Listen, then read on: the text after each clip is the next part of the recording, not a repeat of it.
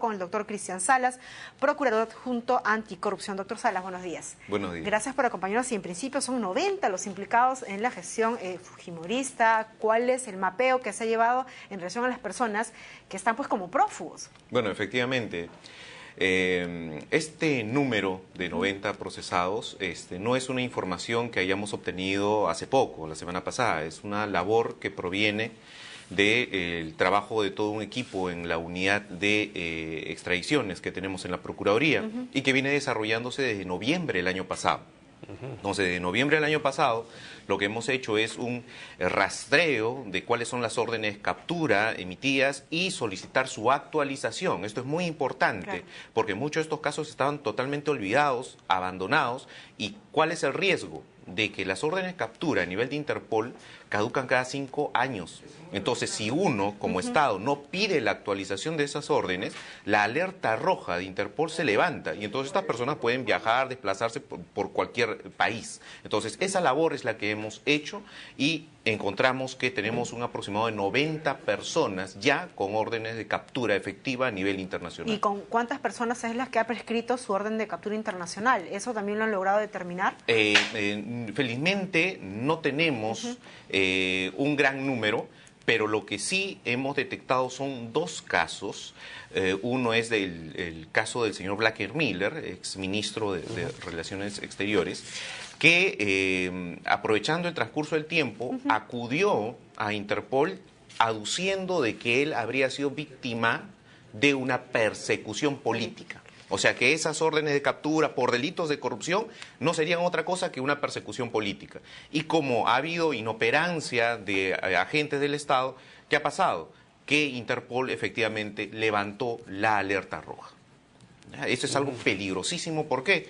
Porque a nivel internacional algunos de estos procesados acuden a otros estados, acuden a Interpol diciendo que son víctimas de una injustificada persecución política, lo que es falso, puesto que aquí lo que estamos buscando es que estas personas sean capturadas, extraditadas, para que respondan a la justicia por hechos concretos de corrupción de funcionarios. Ahora, bueno, la gran pregunta es, uno dice, hay 90 que están perseguidos y han sobresalido algunos nombres de Rosa, de Pedro Fujimori, de Aritomi, de una serie de personas. ¿Quiénes más están involucrados en esta ahora nueva alerta roja o esta nueva orden de captura para los que formaron parte del régimen de Fujimori? Bueno, sí, la mayoría efectivamente corresponde a procesados de la década de los 90-2000.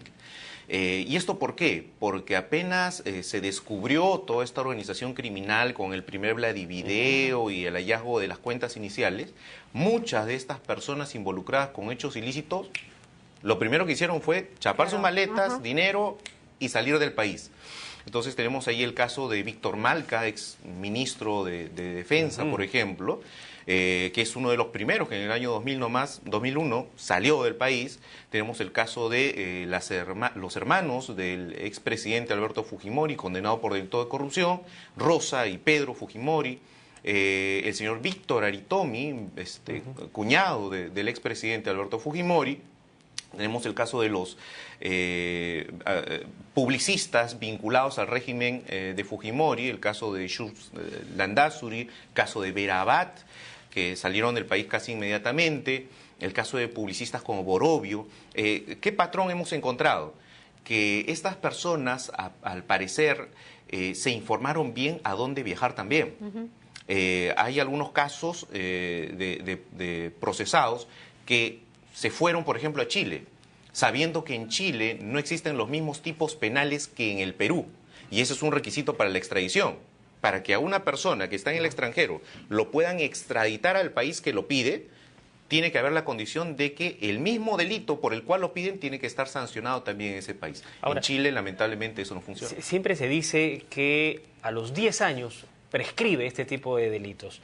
Esta aseveración es válida y, por otro lugar, en una segunda pregunta, en todo caso, ¿de quiénes sí ha prescrito de tal forma que ya pues no se les puede juzgar? Bueno, puntualmente tenemos el caso de Juana Fujimori, hermana del expresidente Alberto Fujimori, en cuyo caso se le estuvo procesando por el delito de peculado.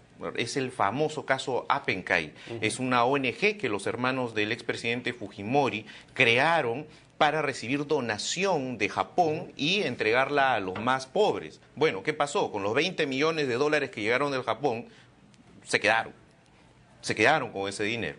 Bueno, por ese proceso que era materia de instrucción, el caso prescribió, ¿ya? Pero, ¿qué ocurre? Para evitar esas circunstancias, tenemos que solicitar que judicialmente se le declare reos contumaces. Claro. La contumacia tiene como efecto la suspensión del plazo de prescripción. O sea, en estos 90 casos de estos prófugos, ya se han solicitado esos pedidos para que sean declarados ausentes, contumaces, y el plazo de prescripción no continúe corriendo. Se suspende. Así es, se Ahora, suspende. doctor Salas, ahora lo que usted señalaba, esta inoperancia en los agentes del Estado, ¿no?, que de alguna manera han permitido que estos personajes estén como prófugos, también se evidencia de alguna manera en este cobro que aún no se hace, este cobro pendiente por concepto de reparación civil. Recuerdo que un momento se dio incluso un monto bastante escandaloso, era más de 1 millón o más de 1.000 millones de soles.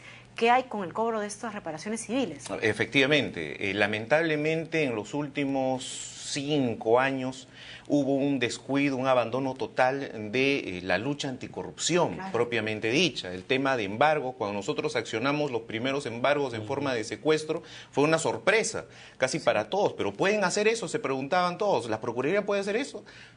Perfectamente posible a través de una orden judicial. Pero era una sorpresa porque antes no se había hecho. Esta inoperancia ha devenido en algunos casos en prescripción por el transcurso del tiempo, en el olvido de los casos. Incluso les digo, como un tema real, concreto, cuando nosotros llegamos en esta gestión a la Procuraduría, no sabíamos cuántos casos habían. Claro. No sabíamos cuántos montos de embargo teníamos que ejecutar, cuántas reparaciones civiles se habían impuesto. No teníamos nada de eso. Hemos tenido que rearmar todo esto a través de un trabajo de equipo. Pero bueno, hay algo importante aquí que tenemos que precisar.